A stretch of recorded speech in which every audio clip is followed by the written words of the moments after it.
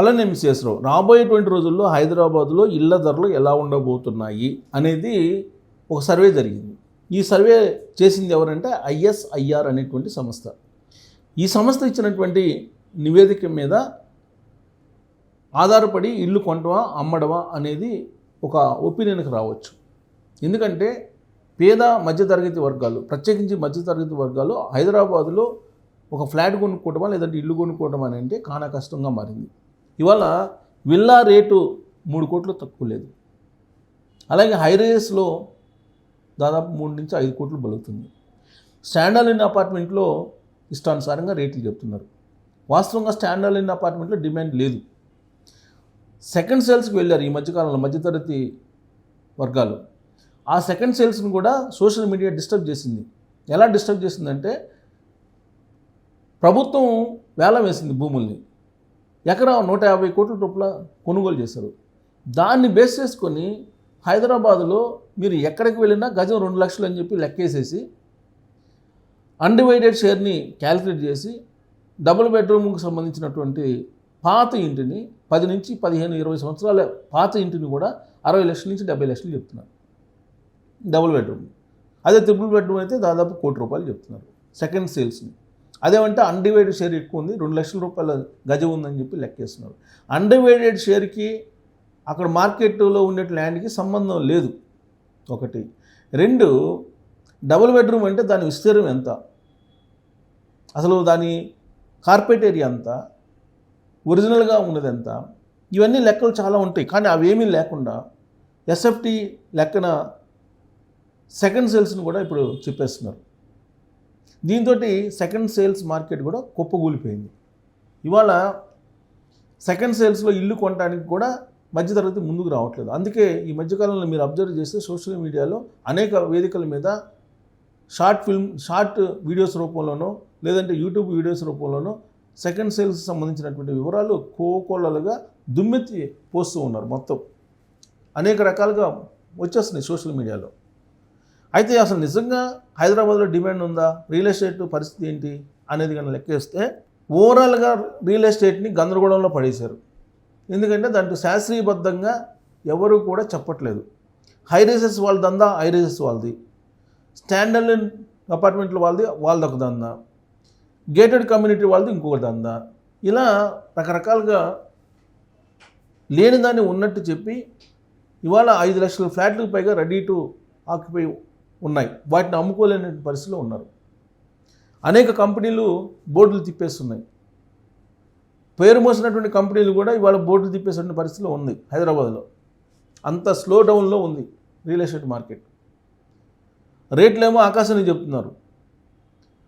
తీరా అక్కడికి వెళ్ళిన తర్వాత ఒకవేళ నిజంగా నిలబడి కొనుక్కునే వాళ్ళకి సగానికి సగం తగ్గించని ఇస్తున్నారు. నిన్నగాక మొన్న తార్నాకలో ఒక double bedroom house 10 years old నాకు మా ఫ్రెండ్ కొన్నాడు. 70 లక్షలు చెప్పాడంట. తీరా 42 లక్షలకి ఇచ్చేసాడు. కారణం ఏంటంటే ఇతను కూడా పోతే మళ్ళీ కొనేవాడు దొరకడేమో అనేటువంటి ఉద్దేశంతో. అంటే అంత చెప్పేదానికి అమ్మేదానికి తేడా ఉంది. సోషల్ మీడియాని బేస్ చేసుకొని గాసిప్స్ క్రియేట్ చేస్తున్నారు. వాస్తవ మార్కెట్ ఎంత ఉందనేది చెప్పట్లేదు. అందుకే ఇప్పుడు ISIR అనేటువంటి ఒక సర్వే సంస్థ చేసినటువంటి సర్వేని మీ ముందుకు తీసుకొచ్చే ప్రయత్నం చేస్తాను. దాన్ని బట్టి మీరు ఇప్పటికిప్పుడు మీరు కొనుక్కోవాలా లేదంటే కొన్ని రోజుల పాటు ఆగి కొంతకాలం పాటు ఆగి తర్వాత ఇన్వెస్ట్ చేయాలా అనేది కూడా మీరు చూసుకో. ఏంటి ISIR ఏం చెప్పింది అని అంటే ఆ సర్వేలో ఇదిగో చూడండి. విలాసవంత ఇళ్ల ధరలు తగ్గొచ్చు ISIR సర్వే. వచ్చే ఆర్థిక సంవత్సరం అంటే 2026-27లో దేశంలోని ప్రధాన నగరాల్లో విలాసవంత ఇళ్ళు ఫ్లాట్లకు గిరాకీతో పాటు ధరలు తగ్గొచ్చని ఒక సర్వే పేర్కొంది. ఇండియా లగ్జరీ రెసిడెన్షియల్ అవుట్లుక్ 2026 నివేదికలో ఈ విషయాన్ని property consultant India Sotheby's international realty ISIR తెలిపింది. సుమారు 700 మంది అధిక నికర విలువ కలిగిన వ్యక్తులు ఆల్ట్రా HNIల అభిప్రాయాల ఆధారంగా ఈ నివేదిక రూపొందించినట్టు సంస్థ తెలిపింది. సర్వేలో అభిప్రాయాలు తెలిపిన వారిలో 56% మంది ధరలు తగ్గుతాయని భావిస్తున్నారు. 2026-27లో GDP వృద్ధి 6 నుంచి 7% ఉండొచ్చని 72% మంది పేర్కొన్నారు. సో ఇది GDP వృద్ధి ప్రభుత్వ పరంగా ఉంటుంది. కానీ ఇల్లు ధరలు తగ్గుతాయని చెప్పేసి దాదాపుగా 60% మంది చెప్తున్నారు. ఇళ్ల ధరలు తగ్గుతాయని చెప్పి సర్వేలో పాల్గొన్నటువంటి వాళ్ళు. అయితే ఈ సర్వేలు వచ్చిన తర్వాత ఎలాగూ కొన్ని సంస్థలు ఉంటాయి. ఆ సంస్థలు ఏంటంటే ఇంకో సర్వేని బోగస్ సర్వేని తీసుకొస్తారు. ఈ బోగస్ సర్వేకి సపోర్టు రెరా మద్దతు పలుకుతూ ఉంటుంది. దాని మీద అలాంటి ఆరోపణలు ఉన్నాయి. ఎందుకంటే మార్కెట్ డౌన్ అయినప్పుడల్లా ఒక సర్వేని విడుదల చేస్తూ ఉంటారు. అది మార్కెటింగ్ స్ట్రాటజీలో ఒక భాగం.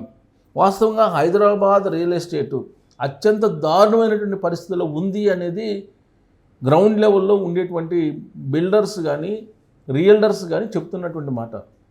మీరు ఎవరైనా ప్రైవేట్ సంభాషణలో మాట్లాడండి, సోషల్ మీడియాలో వచ్చినటువంటి వాయిస్ కాకుండా ఖచ్చితంగా వాళ్ళు వాస్తవ పరిస్థితులు చెప్తారు. ఇంకోటి ఏంటంటే రెంటల్ యాక్ట్ రాబోతుంది ఏప్రిల్ నుంచి. ఖచ్చితంగా ఈ బడ్జెట్ తర్వాత రెంటల్ యాక్ట్ అనేది రాబోతుంది. ఈ రెంటల్ యాక్ట్ ప్రకారం ఎవరైనా సరే నిబంధనలకు విరుద్ధంగా రెంట్ వసూలు చేసినా అధికంగా లేదు, ఈ రెంటల్ కంట్రోల్ యాక్ట్కి భిన్నంగా రాతపోతలు లేకుండా అగ్రిమెంట్ లేకుండా మీరు ఇంట్లో అద్దెకి ఇచ్చినా కానీ అది నేరం కింద పరిగణించబడుతుంది. ఇది కేంద్ర ప్రభుత్వం ఆదేశాలు బడ్జెట్ సమావేశాలను రాబోతున్నాయి. అంటే మీ ఇష్టానుసారం రెంట్లు పెంచుకోవడానికి లేదు. డబుల్ బెడ్రూమ్ అంటే 25,000, త్రిబుల్ బెడ్రూమ్ అంటే 30,000. ఇది పాడిందే పాట అన్నట్టుగా అందరూ సాలిడ్గా చెప్పేస్తున్నారు. అసలు ఇప్పుడు డబుల్ బెడ్రూమ్ అంటే దాని విస్తీర్ణం ఎంత? 900 ఎస్ఎఫ్టీనా, 1000 ఎస్ఎఫ్టీనా, 1200 ఎస్ఎఫ్టీనా, ఇవన్నీ చూడలేదు.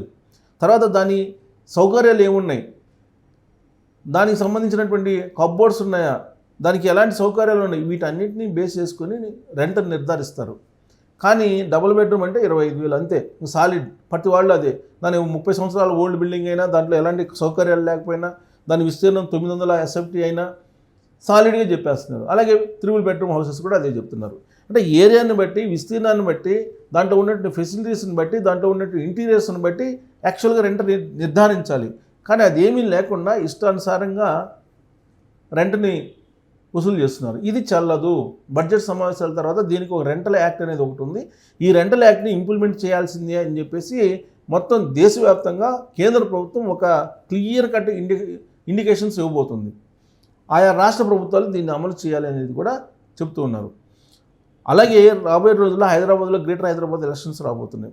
ఈ సందర్భంగా ఒరిజినల్గా హౌస్ ఓనర్స్ కంటే రెంట్కు ఉండేటువంటి వాళ్ళు ఎక్కువ ఉన్నారు, ఓటర్స్. అందుకే గతంలో ఏ విధంగానైతే మహారాష్ట్రలో ముంబై కానీ లేదా కర్ణాటకలో బెంగళూరు కానీ ఏ విధంగా అయితే రెంట్ కంట్రోల్ యాక్ట్ని ఇంప్లిమెంట్ చేయడానికి ముందుకు వచ్చాయో ప్రభుత్వాలు, ఢిల్లీలో కూడా అలానే వచ్చాయి. ఢిల్లీ ప్రభుత్వం కూడా వచ్చింది. రెంట్ కంట్రోల్ యాక్ట్ని మేము అమలు చేస్తామని చెప్పి హామీ ఇచ్చినటువంటి కారణంగానే బీజేపీకి మొన్న ఓట్లు వేశారు. ఈసారి కూడా కాంగ్రెస్ పార్టీ ప్రభుత్వం రెంట్ కంట్రోల్ యాక్ట్ని మేము పగడ్బందీగా అమలు చేస్తామని చెప్పి హామీ ఇస్తేనే గ్రేటర్ హైదరాబాద్ ఎలక్షన్లో గెలిచే అవకాశం ఉంది. కాబట్టి అటు కేంద్ర ప్రభుత్వం ఇచ్చేటువంటి ఆదేశాలని తూచా తప్పకుండా పాటించేటువంటి అమలు చేసిన బాధ్యత రాష్ట్ర ప్రభుత్వాన్ని. రాష్ట్ర ప్రభుత్వం ఆ బాధ్యతను తీసుకుంటే కనుక ఖచ్చితంగా రెంట్లు తగ్గే అవకాశం ఉంది. ఎవరైతే తగ్గించారో వాళ్ళు చట్టానికి విరుద్ధంగా నేరానికి పాల్పడినట్టుగా భావించాల్సి ఉంటుంది. హౌస్ ఓనర్స్ని తీసుకెళ్ళి జైల్లో పెట్టాల్సిన పరిస్థితి ఏర్పడుతుంది. కాబట్టి రాబోయేటువంటి రోజుల్లో అటు రెంట్ల విషయంలో కానీ, ఇటు సెకండ్ సేల్స్ విషయంలో కానీ, లేదా రెడీ టు ఆక్యుపైగా ఉన్నటువంటి వెంచర్స్ విషయంలో కానీ, హైరైజ్ విషయంలో కానీ, లేదా గేటెడ్ కమ్యూనిటీస్ విషయంలో కానీ ఖచ్చితంగా మందకొడిగా మార్కెట్ ఉంటుందని చెప్పి తాజాగా సర్వే చెప్తున్నటువంటి మాట.